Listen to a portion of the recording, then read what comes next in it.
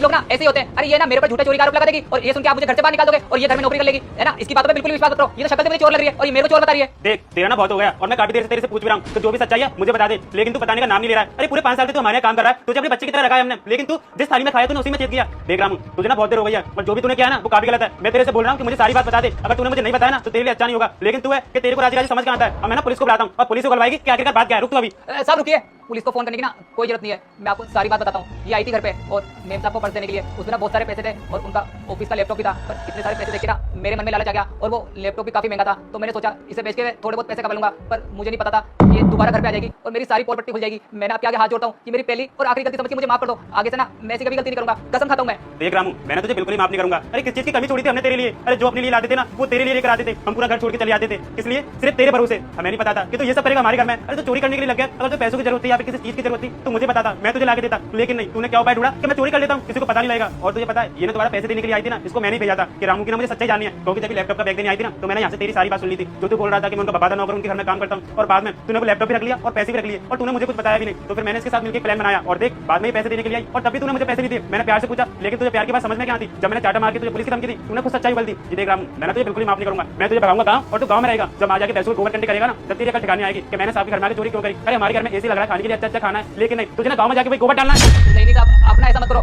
मुझे गाँव वापस मत भेजो। मैं ना आपसे प्रॉमिस करता हूँ आज के बाद ऐसी कोई गलती नहीं होगी। ये पहली गलती समझ के आप मुझे माफ कर दीजिए। तुझे ना कोई माफी नहीं मिलेगी। जा जाकर मेरा बैग और पैसे लेकर आ। लेकर आता हूँ। माफ कर दूं इसे, बहुत इनाम का काम किया ना तूने। और दीदी आपका ना बहुत बहुत धन्यवाद जो आपने मेरा इतना साथ दिया। अरे आप तो मुझे जानते भी नहीं हो, मेरे लिए पराई हो, लेकिन आप फिर भी अपनी दुकान से हमारा बैग लौटाने के लिए आई। आपको पता है वो लैपटॉप ना पूरे 2 लाख रुपए का और उसमें ना हमारे काफी जरूरी कागज वगैरह काफी जरूरी डॉक्यूमेंट्स वगैरह थे और आपने लौटाया भी और उसमें पैसे भी थे। आपका ना बहुत बहुत धन्यवाद जो आपने हमारे लिए इतना सोचा, आप हमारे घर पर वो बैग लौटाने के लिए आए। अरे कोई बात नहीं साहब, इंसानियत के नाते मेरा इतना फर्ज बनता था कि अगर आप लोगों का कुछ भी सामान मेरे यहाँ छूट गया है तो मैं आप लोगों को वो सामान सही सलामत लौटाऊं और मैंने बस वही किया है। इसमें धन्यवाद वाली कोई बात नहीं है। ये लीजिए साहब बैग और इसमें सारा सामान है, आप मुझे माफ कर दीजिए। चुपचाप निकल यहाँ से। साहब जा रहा हूँ। दोबारा दिखाई मत दीजिए उस एरिया में, नहीं तो तेरी टांग तोड़ दूंगा। ठीक है साहब, अब मुझे भी इजाजत दीजिए, अब मैं भी चलती हूँ, दुकान पे कोई नहीं है। ठीक है दीदी आपका ना बहुत बहुत धन्यवाद। कोई बात नहीं साहब।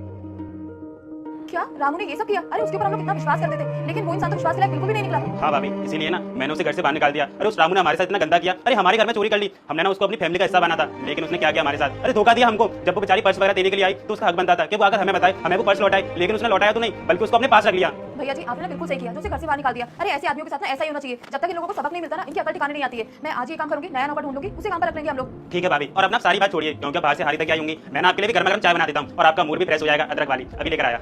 ठीक है भैया।